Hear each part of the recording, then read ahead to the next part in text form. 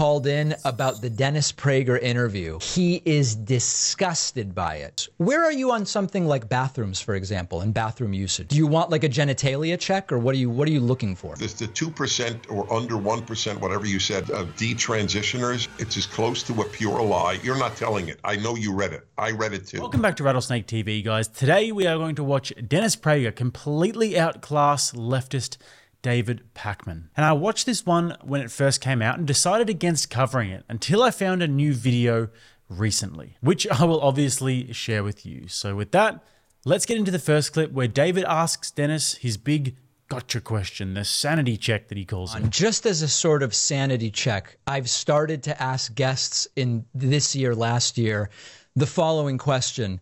Is there any way to accurately say that Donald Trump won the 2020 election? Just a simple answer if there is one, and if not, it's fine for you to explain further. No, I have a relatively simple answer, and I've given it from the election day to this day. Yes, sir. I am agnostic, which has satisfied neither the left nor the right. Okay. My colleagues on the right want me to say it was stolen, and people on the left want me to say we are certain it wasn't stolen. Well, and half of the right also wants you to say that, right? Half of the right wants me to, I wouldn't say half. I would say most people on the right believe it was stolen, or that there was a good chance it was. Wow. I don't know what that gains us, but it's fair that you ask. See, it's funny. You regard that as a sanity check. I do. Okay, so let me offer my sanity check. Please. Do you believe that men who say they're women can compete with women in women's sports? I think in a lot of sports that does not make sense. So how do you... Was that the answer you expected? Because you did a little bit of a look to the side there. But did you think I was going to... No, I didn't look to the side because I took off my earphones. Understood, sir. Is there a single state where you feel confident it was stolen? Georgia might be one of them. Pennsylvania might be one. And of course, people say, because I love to have people I differ with on my show. And so I read the left. I only wish the left read the right as much as I read the left. Well, I try to, but what evidence was there in Georgia? You probably do. I think if you do, you're atypical. But in any event, yeah. What's the Georgia evidence? All the time that courts dismissed all these cases. That's true, but that's the tragedy. See, if I were an America-loving Democrat, and there are 11 America-loving Democrats, and there are America-hating Democrats. There are both. But there are America-loving Democrats. If I were one, I would say, please, let us air all of these complaints. Yeah. Let us have some type, as close as we can, to some neutral authority. Not rule on it. Just allow the American public to hear what evidence there might be. And I'll add another thing. If one believes, and I'd love you to respond to this. Yeah. If one believes that Donald Trump is a neo-Nazi fascist. Something I've never said, but we could maybe find someone who believes that, yeah. Well, okay. I believe you haven't said it, but it's not germane to my argument, whether you said it or not. It's said often that he is a fascist. Excuse me, that he is a fascist is constantly said on the left. And so if you believe that, aren't you morally bound to cheat on his behalf? For example, if I were in Germany in 1932 during the elections that brought Hitler to power, I tell you, I would have cheated on behalf of any other party than Hitler's party. Yeah. Aren't you morally bound to cheat if you believe the man is a fascist? You'd have to ask someone who believes that. I don't know. I mean, I think, listen, we only have a half hour and we're 5 minutes in. Yeah, so look, well, let's talk about I think what I would say is the audience can judge. Is there evidence out of Georgia that's convincing to them? Is your answer to, did Trump win, logical into them in any way? Let's let the audience decide on this section of the conversation. Dennis absolutely destroyed him here. Not only did he give a reasonable and measured response, he also gave a very compelling motive considering the rhetoric of the left over the last few years. And then when David responds to Prager's question about women's sports, he tries to act as if it's some shocking answer. Was that the answer you expected? As if it's something that you'd never expect a leftist to say that in a lot of sports, it doesn't make sense. Well, that's just a non-answer. What do you mean by a lot of sports? Is that 5 sports? Why not all of the sports? I mean, which ones is it appropriate? And I mean sports, where it requires physicality. But he didn't have the chance to go any deeper there because Backman just interrupted him and then pivoted. And also, when Dennis Prager gave the great answer for the left's motives to potentially rig an election and the historical comparison with Nazi Germany, David once again didn't want to engage and gave the old, well, we'll let the audience decide. I actually think that this guy's tactic here is to speak to Dennis Prager in the most condescending voice that he can possibly muster up to make up for the lack of logical arguments that he actually puts forward, or the lack of arguments at all. And now on to the next part where they talk about marriage. And it seems like a very cordial conversation between two individuals who have a different viewpoint. Well, I've got a pretty telling clip to show you after this. Here's another one. Okay. 25% of Americans aged 40 and over have never been married, as opposed to 8% in 1980. We went from 8 to 25% in 40 years. Can we talk about that one a little more? That one I find interesting. I'm not 40, but I'm in a long-term relationship. I have a baby. I'm not married. It's a conscious decision I've made evaluating what is marriage in 2023. Is that the sort of contract I'm interested in? Do I need that to mediate my relationship with my girlfriend? Are there protections that I find necessary? I don't know that for me and for so many other people I know that are probably in the group you're sort of describing here, I don't know that it's any kind of moral commentary or a commentary on the nature of relationships, but more about, for most of human history, this sort of contract didn't exist. There was a period where it peaked. I think it was the 50s or 60s or 70s. It seems to be in decline. It's sort of a blip. I don't know that it's that indicative of the broader point you're trying to make, Dennis. Guys, if you're genuinely enjoying this video and if you genuinely get value from my content, then it would help me out massively if you could leave a like on the video and also subscribe to the channel. Back to the clips. It's funny you should say this. I went to a wedding last Sunday night, and my wife just spoke to the woman who got married. Yeah. And they had lived together for about 4 years. And she said, everything feels different. And I always explain to people, you use the word girlfriend.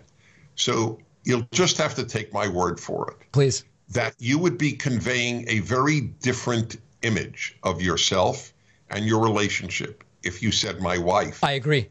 Oh, okay. I think that is a worthy commitment that human beings should make. I would like you have a child, I believe. Yes, indeed. I'd like the child to believe mommy and daddy are husband and wife, not just boyfriend and girlfriend. It's better for the kid, better for you, and better for the world. But why do you think then that this marriage thing was the sort of more prevalent status for such a tiny blip in human history, and now it's already diminishing? Well, I mean, the Bible was written 3,000 years ago and everybody got married. I don't know why you call it a blip in history. It's universal. People got married in virtually every civilization. Well, so if we consider modern humanity 250,000 years, for most of time, humans were not getting married. All right. Look, if I can't talk about, pre-Stone Age or pre-Bronze Age man. Okay, fair. Okay, since the Bronze Age, people have gotten married, and you know what? We've done better by every metric. Marriage makes a better person and a better world. Yeah, what I see is commitment between two parents and probably a fair amount of economic stability are really the ideal circumstances. But I think I don't want to get away from your broader point, Dennis, which I think is you're recogning the reality of the situation. And I'm fighting it. And you're fighting it. And I'm fighting it because I believe that graduating high school, getting a job, and getting married and getting married before you have a baby, that is almost the perfect recipe for a better life. That seemed like a healthy, respectful disagreement, right? Well, let's see what David Backman posted to his channel straight after. The Eggman called in about the Dennis Prager interview. He is disgusted by it. Take a listen to this. Hey, Dave. Dennis Prager is an absolute scumbag, one of the worst people I've ever listened to. He's an embarrassment to all the Jews. I'm embarrassed that he's Jewish and he represents our people. Wow. Insulting you, putting you down because you choose to have a relationship and not enter in marriage, an institutional contract that was fake, created by a government. To put you down for that is disgusting. He lies about half the stuff he says. He avoids answering your questions the same way you avoided answering what to pray to and what do you pray for. He's an awful person. He is on the he's on the Adam Carolla show all the time when I used to listen. And that's how I learned that Adam Carolla and this guy, Dennis Prager, are right-wing scum. I was tricked in the beginning for a little bit because he's Jewish. And then I heard what he was saying little by little and realized he's trying to boil me in the pot like a frog and make me a fucking right-wing person. It didn't work. He's a bad man, okay? And when I heard him on your show, I was scared at first, but you did well. Shalom, brother. All right. Shalom to the Eggman. And so many of you reaching out, leaving comments or sending emails or leaving voicemails, quite frankly, disgusted by Dennis Prager. I would say that was the primary response. Now, of course, there are people who said, I love Dennis Prager, and people who said he sounded sort of reasonable but crazy about some things. But overwhelmingly, disgust, this revulsion, was what so many of you that chose to get in touch felt. Now, those of you who watch the channel regularly will know that I'm pretty fair with these leftists. I like to give credit where credit's due, but I struggle to do that with him because he's just such a weasel and a bad faith actor. And this sort of stuff just gets under my skin. Like, look how happy he was there to smear Dennis Prager in the most vile way. He's an awful person.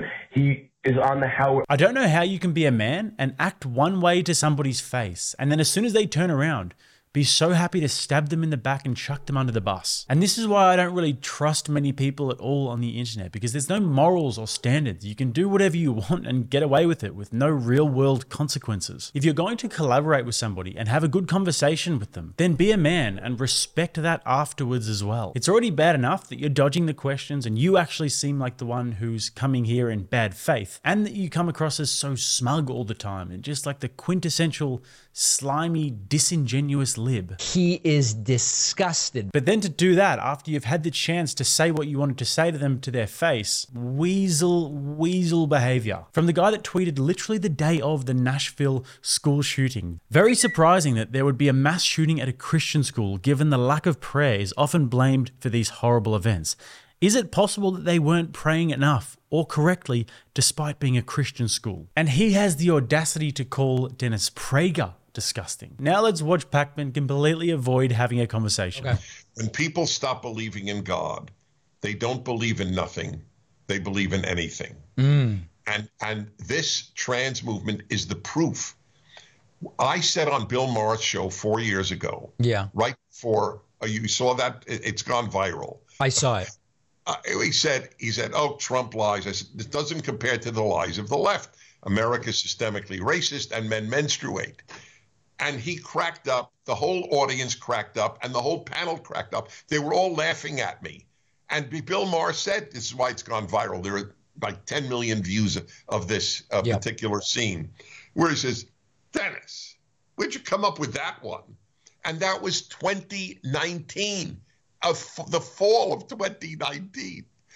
And people go, what are you, nuts? Who says men menstruate? Within 2 years, if you denied men menstruate, you were considered transphobic. Well, listen, I mean, I'm glad to have, I'm going to be honest. I don't know that this is the most interesting thing for us to talk about. But that being said, I have said very clearly, there are some areas, if we just say the world of trans issues, there are some areas where I feel quite confident. Like, for example, when it comes to bathrooms, I was just in Spain. Beautiful country, terrific seafood. I recommend it to you, Dennis.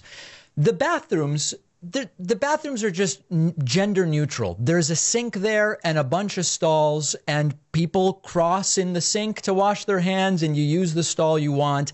Everything's fine. The bathroom issue, I genuinely do not care about, even when they are organized the way they are in the United States. Another example that really just does not seem like an issue to me. People want to be addressed by a different pronoun.